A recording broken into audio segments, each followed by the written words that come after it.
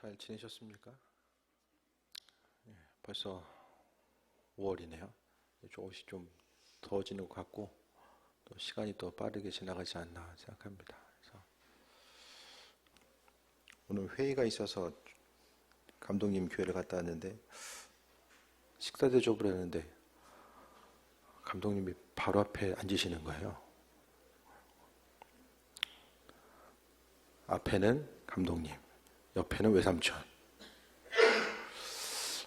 이 밥 먹는 게 쉽지 않더라고요. 그래서 그러면서 좀 이렇게 얘기를 듣는데 아까도 잠깐 나눔 시간에 좀 얘기했던 것처럼 그 교회들마다 이제 전도사님 구하기가 하늘의 별 따기다. 지금 뭐 작은 교회, 큰 교회 말할 것 없이 그래서 이제 감독님이 이제 이야기한 게 저는 큰 교회도 그 정도일 줄 몰랐는데 교회에서 투자를 해서 키워놔야 된다. 그리고 나서 교회에서 이제 청빙을 해서 이제 사역자로 쓰지 않으면 이제는 외부에서 이제 전도사님이라든지 이제 조금씩 이제 부목사님 기근 현상도 나타나거든요. 그래서 찾기가 이제 힘든 시기가 됐다라는 거예요. 그래서 우리도 좀 이제 전략적으로 좀 저기 아이들 좀 커서 뭐 될까 이런 얘기가 나오면은 그 감독님도 이제 한 번씩 이제 수련회 같은 데 가가지고 목회자가 됐을 때의 좋은 점 이거를 계속 좋은 점만 강조하는데 보통 고3이 많으면 40명 정도 된대요. 근데 애들이 잘 안 넘어온다는 거예요. 그래서 40명 중에 한 명 넘어오기가 쉽지 않다. 그런 얘기를 좀 하는데 우리도 어쨌든 지금 외부에서 누가 오는 건 쉽지 않은 것 같고 다들 좀 이렇게 자녀들 제가 최선을 다해서 밀어들 용의가 있으니까 어쨌든 좀 애들 공부 못한다고 거기나 가라 그거 하지 말고 조금 인생 가운데서 좀 공부 열심히 하고 주께 쓰임 받는 삶 그래도 한번 종교하게 쓰임 받는 삶이 되면 좋잖아요. 그래서 누가 물어봤대요. 학생 중에 한 명이 돈은 많이 받냐고 감독님한테 그랬더니 감독님이 그냥 능력껏 받는다 그냥 그렇게 이제 말했는데 어쨌든 교회 가운데서 좀 다음 세대를 좀 양육하고 성장함에 있어서 좀 많이 이제 좀 관심을 기울여야 되지 않을까. 그래서 앞으로 이제 15년 한 20년 지나가면은 원하는 교회 목회자가 돼서 올라갈 수 있는 그런 이제 점점 이제 바뀌어지는 거죠. 환경 자체가. 어쨌든 세대가 또 많이 변화되고 있고 그 가운데서 좀 다음 세대를 위해서도 좀 기도해야 되겠다. 그래서 교회에서 전략적으로 어쨌든 좀 이렇게 키워 나가지 않으면은 좀 힘든 시기가 이제 되었구나라는 생각이. 그래서 지금 신학교 가운데서 목회자 장로 자녀가 80% 이상이라는 거야. 지금. 그러니까 평신도 자녀들은 잘 안 가요. 그러니까 목회자 장로 자녀들은 이제 본인 섬기던 교회 있지 다른 데 잘 안 가려고 하거든요. 그래서 지방에 있는 교회들은 또 아주 심각합니다. 어쨌든 그런 현상이 있고 이게 지금 카톨릭은 10년 전부터 시작됐대요. 목회자 수급 문제가. 올해 전국에서 사제 서품 받은 인구가 사람이 몇 명인지 아십니까? 카톨릭에서 8명. 전국에 8명이래요. 전국에. 거긴 단일 교단이잖아요. 우리보다 훨씬 심각해. 이 추세로 가면 이제 저기 아프리카나 동남아에서 수입하거나 아니면은 문 닫거나 둘 중에 하나밖에 없는 거야. 그래서 좀 어쨌든 오늘 본문 가운데 그 예수님께서 물을 포도주로 만드셨던 그 은혜와 그 능력의 역사가 이제 교회 가운데 있지 않으면은 정말 이 교회 공동체가 힘들 수밖에 없다라는 이런 생각을 좀 해보게 된 것 같습니다. 가나의 혼례 잔치를 보게 되면 예수님의 사역들을 보면 지명이 있어요. 지명이. 목양실에 보면 포도주 한 병이 있거든요. 먹으려고 사온 게 아니라 누가 선물해 줬는데 가나에서 이제 한 목사님이 이스라엘 갔다가 이제 한 병 사주신 거예요. 그러니까 가나라는 지명이 있고 그 지명 가운데서 예수님께서 활동하셨던 시대의 장소와 지명 자체가 지금도 존재합니다. 그래서 가나의 혼인잔치 기념 교회도 있고, 가면 이제 포도주를 이제 가나가 유명하니까 가서 포도주도 팔아요. 그러니까 중요한 것은 성경 가운데 지명이 있고, 그 지명을 통한 그 여러 가지 환경과 배경들이 지금도 남아 있는 거죠. 그러니까 주님의 그 역사, 또 성경의 역사는 바로 우리 인류의 역사와 같이 움직여지게 되고, 또 어떤 뜬금구름 잡는 것이 아니라 지금도 환경 가운데 계속해서 이제 성경의 이야기는 역사의 흐름과 더불어서 움직여지고 있습니다. 혼례가 있는데 예수님께서 이제 초청받으시고 어머니도 함께 이제 가신 거죠. 이스라엘에서 혼례는 한 일주일 동안 이루어집니다. 저녁 시간에. 혼인 잔치를 이루게 되는데, 그 잔치 자체가 그 가까운 친척 또 가까운 친구뿐만 아니라 친구의 친구까지도 갈 수가 있어요. 그래서 이 당시 혼인 잔치는 뭐 어떤 삶의 수준 따라서 다르겠지만은 많은 사람들이 몰려드는 잔치입니다.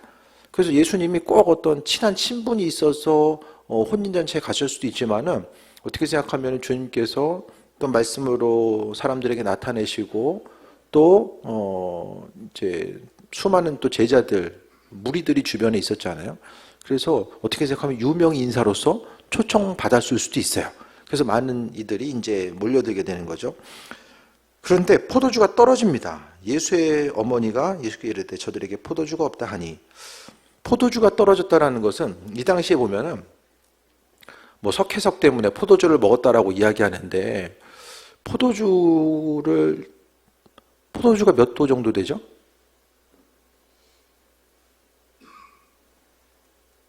포도주도 이렇게 이 도수가 약하지 않거든요. 그럼 식사 때마다 계속해서 이제 포도주를 먹었다라고 생각하는데, 그게 아니라 물에 희석해서 먹었습니다. 물 없다고 해서 포도주 마신 것이 아니라 물에 이제 희석을 해가지고 이제 마신 거예요. 그래서 물에 포도주가 아니라 포도주에 물을 탄 거죠. 포도주에 물을 탔다라는 것은, 이렇게 타서 먹는다는 것은 이게 이상한 일이 아니었던 거예요. 그런데 그 잔치가 벌어졌을 때는 많은 이들이 조금 더 물 탄 것보다는 좀 순도가 괜찮은 것을 먹길 원했겠죠. 근데 하지만은 이제 포도주를 넉넉하게 준비했다라고 하지만, 그 넉넉한 포도주가 이제 사람들이 얼마 걸지 모르기 때문에 포도주가 떨어질 염려가 있었다라는 거예요. 뭐 지금 생각하면 떨어지면 뭐 슈퍼 가서 사오면 되지 하지만, 이 당시의 배경 가운데서는 미리 준비하지 않으면 안 되는 상황이었고, 또 그 가운데서 잔치 때에 포도주가 떨어졌다는 것은 수치의 상징입니다. 누가 혼인잔치를 했어요. 그리고서 만약에 포도주가 부족해. 그럼 이 사람은 두고두고 혼인식만 기억하는 것이 아니라 누가 결혼했다는 것보다는, 그 결혼식 때 포도주가 부족했었지, 요거만 생각나는 거예요. 부부가 같이 살면은 긍정적인 기억이 먼저 떠올라요? 아니면 부정적인 기억이 먼저 떠올라요? 잘해준 게 먼저 기억나요? 아니면 힘들게 했던 게 먼저 기억나요?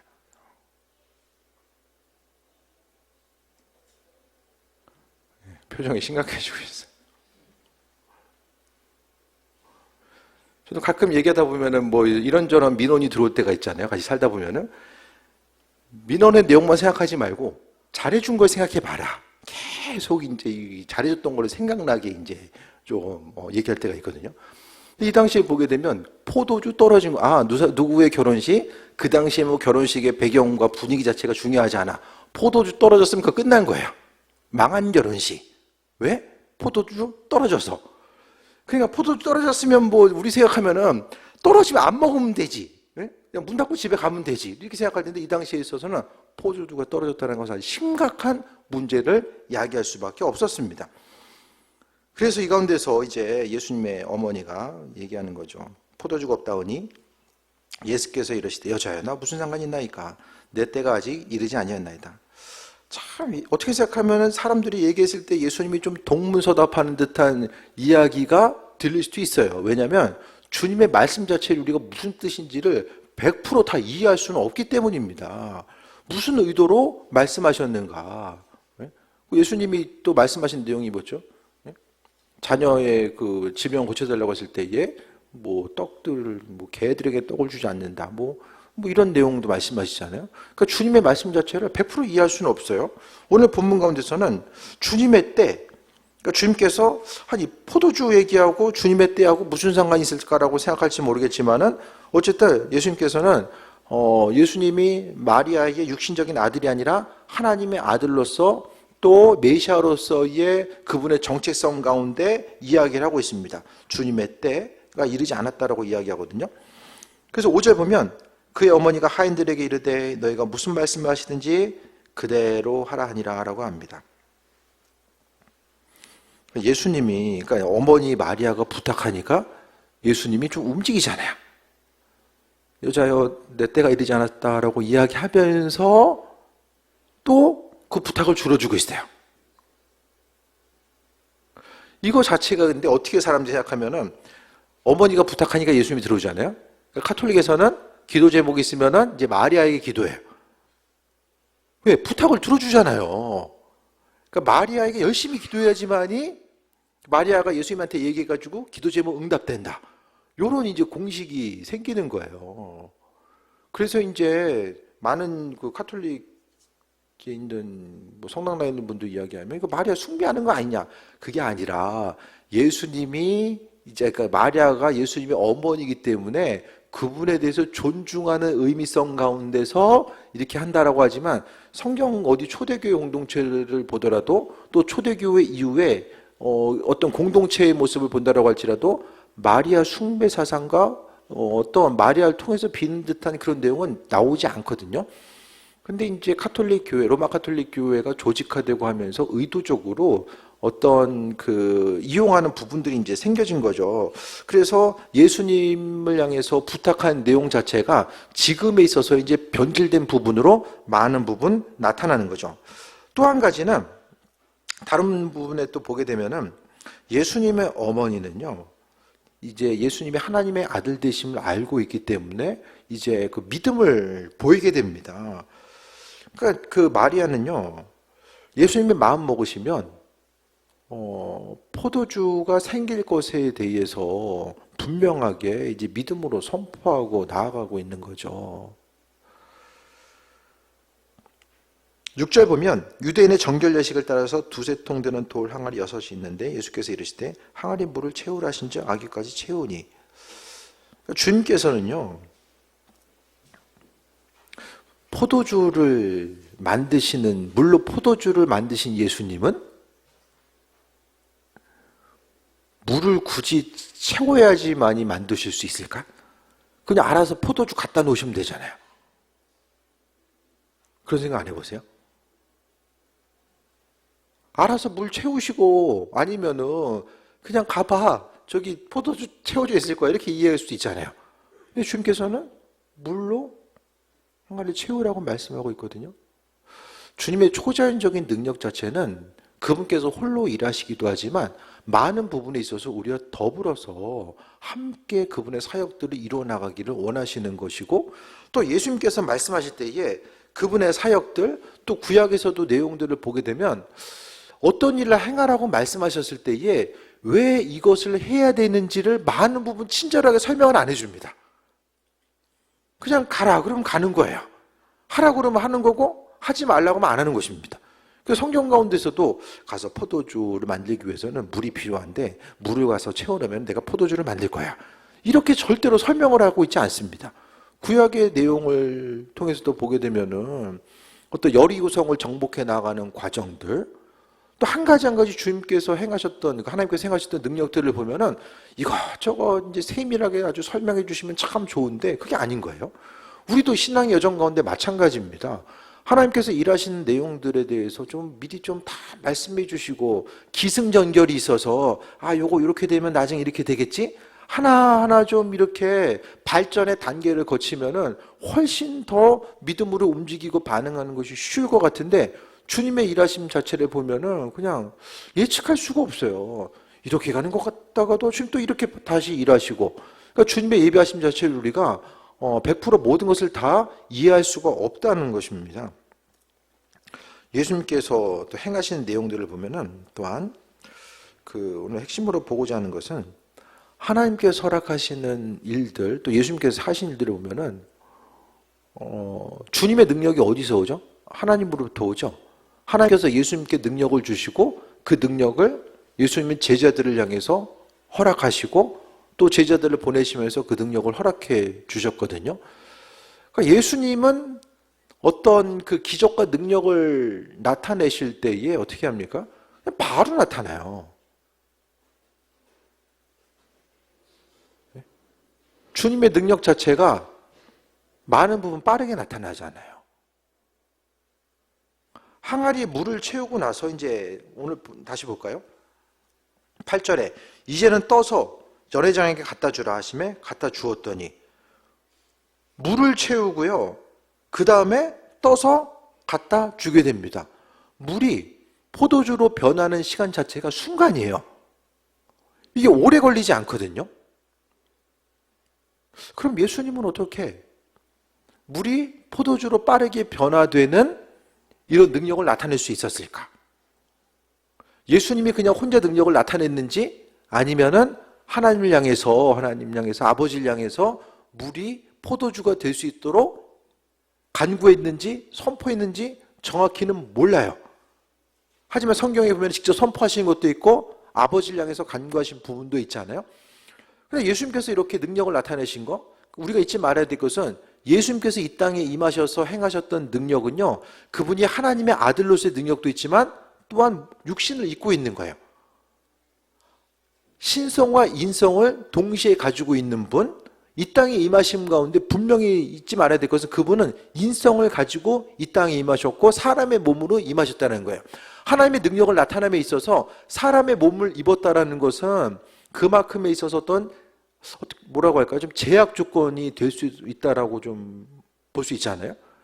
그럼 예수님은 어떻게 바로 이렇게 물이 포도주가 되는 능력 자체를 나타냈는가를 생각했을 때에 그러니까 하나님의 능력은 항상 우리의 삶의 여정 가운데 함께하고 있는데 그 능력이 우리의 삶을 통해서 나타내는 것은 또 별개의 문제라는 거예요. 하나님의 능력이 무조건적으로 주어지는 것이 아니라 믿음 있는 이들을 향해서 결국 오늘 마리아가 가지고 있는 믿음이 예수님의 마음을 움직이게 되고 또 예수님께서 바로 능력을 행하시는 모습 자체를 발견하잖아요. 그래서 우리 또한 기도 가운데서 마찬가지입니다.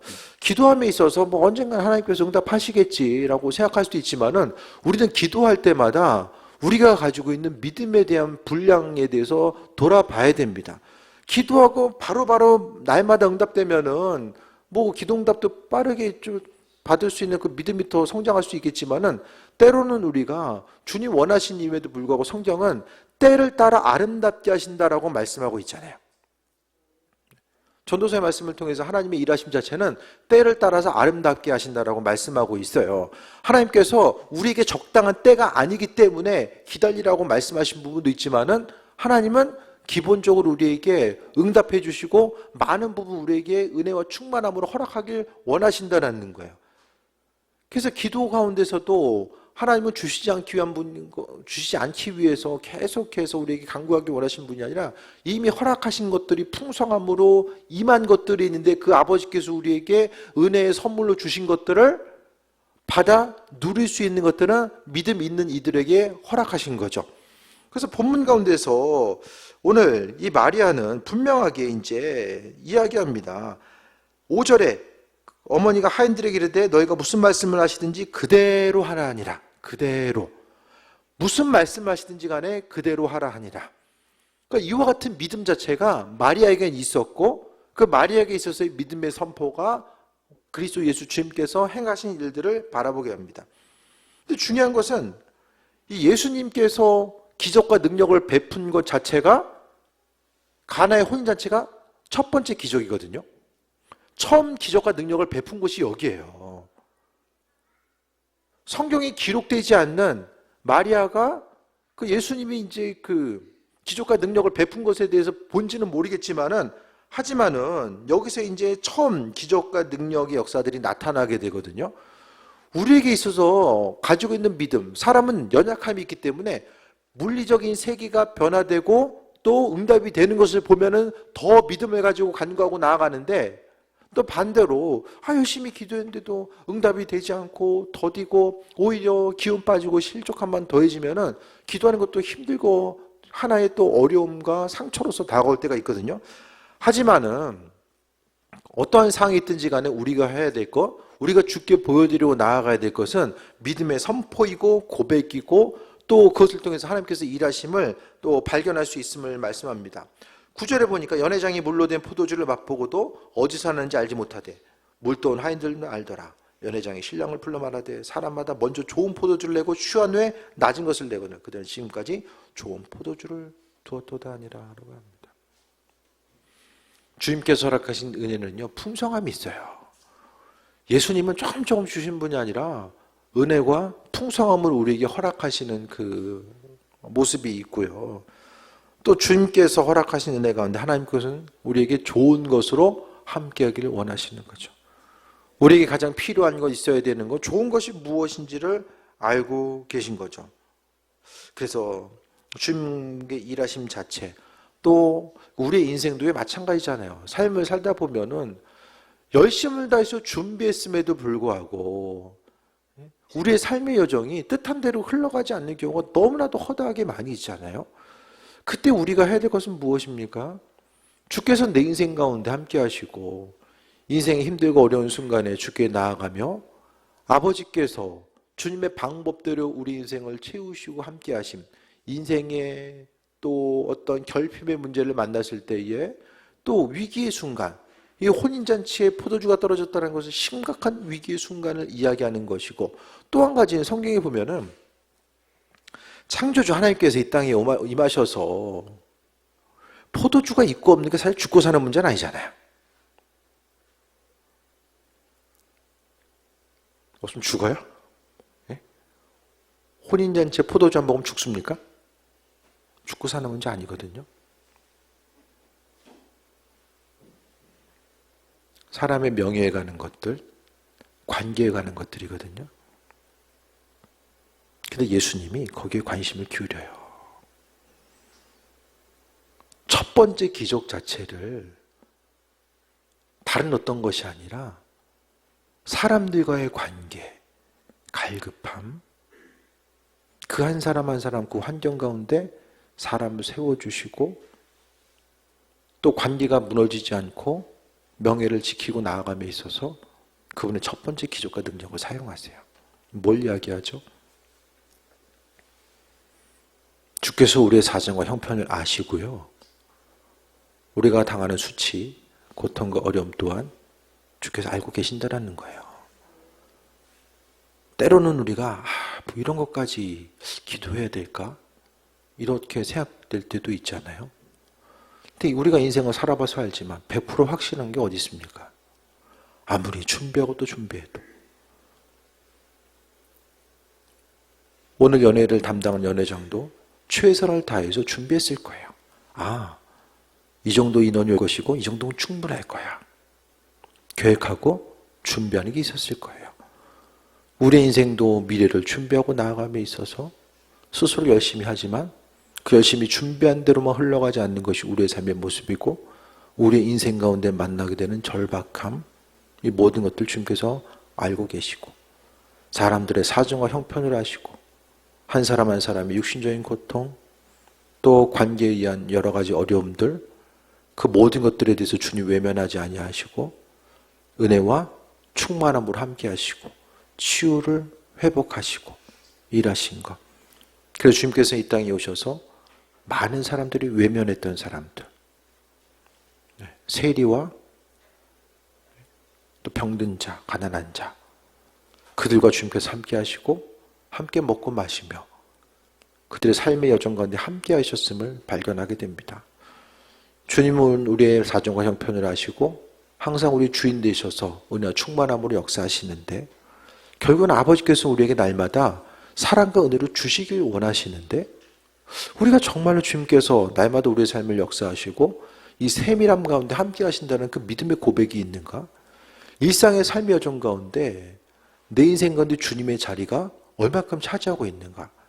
하루하루 바쁘게 살면서 그리스도에서 주님 잊어버리고 오로지 내 힘과 능력 가지고 어떻게 살아갈 수 있을까 생각하고 답이 안 나면 근심 걱정하고 또 어떻게 되겠지라고 생각하면서 삶을 살고 있지는 않는가? 이런 부분에 대해서 돌아봐야 됩니다.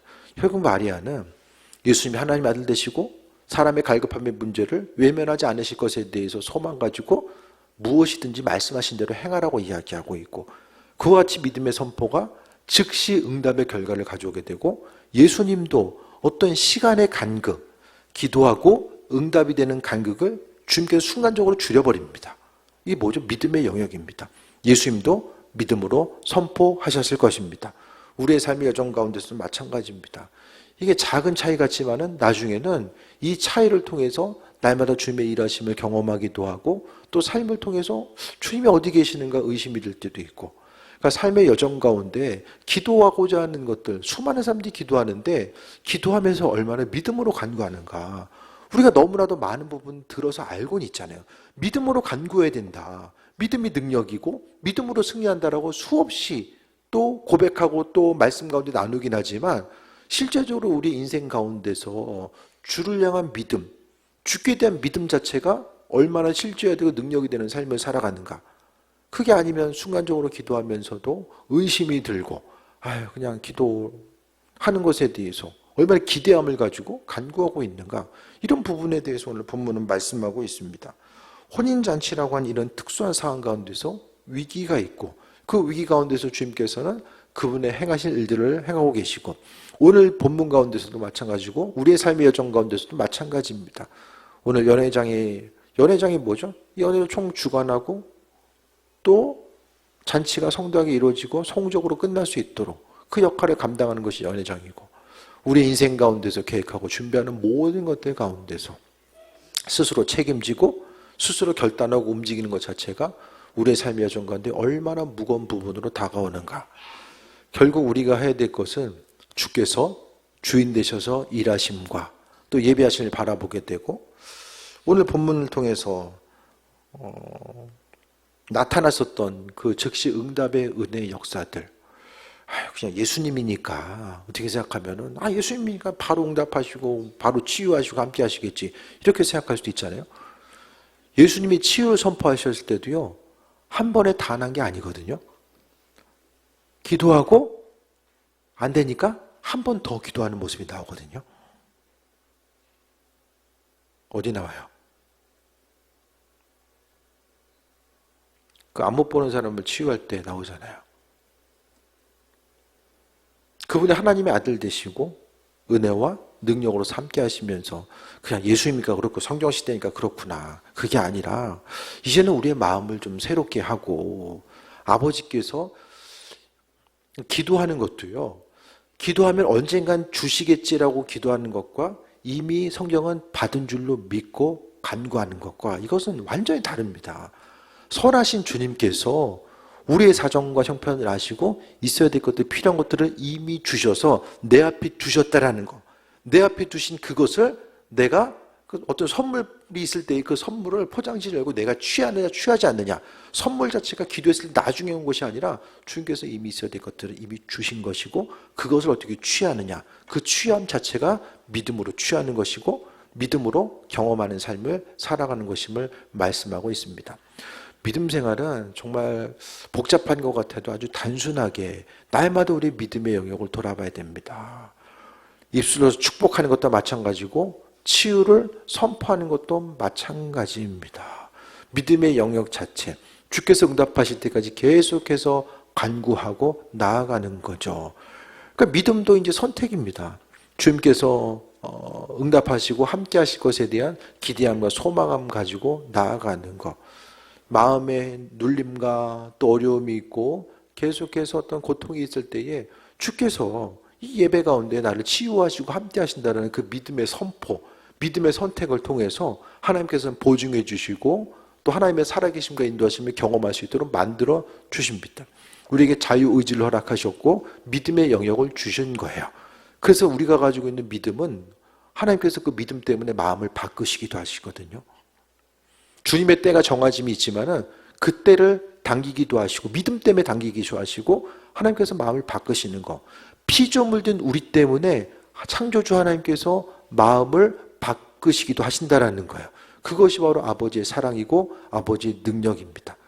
그래서 우리의 사정과 형편, 오늘 하루를 살아감에 있어서 우리가 어디서 무엇을 하든지 간에 직장에서 일을 하든 또 누구를 만나든 어떤 환경이 있든지 간에 그 순간순간 내가 있는 그곳에서 주님은 오늘도 우리와 동행하셨고 우리가 느끼든 느끼지 못하든 내 옆에서 은혜와 충만함 함께 하시고 우리가 선택하고 말하고 행동하는 것 가운데서 우리에게 지혜를 주셔서 이것은 해야 되겠구나 하지 말아야 되겠구나 아버지께서 그 마음을 허락하신 것도 내 옆에서 그 일들을 이루어 가시고 우리의 사정과 형편을 아시고 기도 제목들 간절한 것들 주께서 알고 계시고 때로는 왜 주님이 빨리 움직이지 않을까 의심될 때도 있고 그분의 일하심 자체가 이해되지 않을 때도 있지만은 하지만 창조주 하나님에 대한 신뢰함 그분의 사랑과 은혜에 대한 신뢰함을 가지고 믿음을 보여드리고 나머지 것들은 아버지께서 때를 따라 아름답게 이루실 줄 믿고 간구하며 나아가는 것이 우리가 할 수 있는 최고와 최선의 헌신이고 주께 영광 돌리는 것임을 다시 한번 말씀드립니다. 11절에 예수께서 이 첫 표적을 갈릴리 가나에서 행하여 그의 영광을 나타내심에 제자들이 그를 믿으니라 라고 말씀합니다. 우리가 주님을 경험함을 통해서 주변 사람들이 주께 영광 돌리고 하나님의 살아계심을 경험하며 나아가게 됩니다. 육적인 것이 전부가 아니라 영적인 믿음의 선포를 통해서 육적인 세계가 움직여지게 되고 또 이것은 뜬구름 잡는 것이 아니라 믿음의 선포가 능력된다는 것을 확실히 신뢰하는 사람들 통해서 하나님이 그분의 살아계심과 은혜와 역사를 우리에게 비춰주십니다.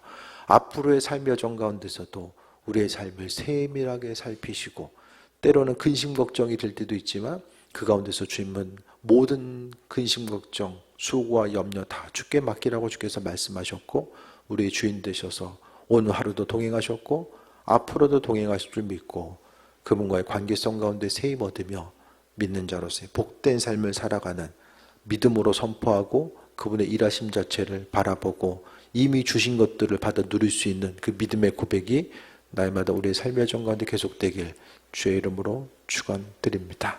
기도하겠습니다. 아버지의 사랑에 감사드립니다. 모든 것이 다 주님의 은혜임을 잊지 않게 하시고 때를 따라 공급하신 하나님의 사랑 가운데 날마다 세임 얻고 나아갈 수 있도록 역사하여 주옵소서. 주님 우리의 연약함 주님 아십니다. 더 주님 의지하게 하시고 우리의 삶의 여정 가운데 주인 되신 주님만 바라보게 하여 주옵소서. 마음과 생각이 주님을 향하게 하시고 또 주의 은혜 가운데 풍성함 누리게 하여 주시며 이미 주신 것들을 믿음으로 받아 누리게 하여 주옵소서. 예수님의 이름으로 기도드립니다. 아멘.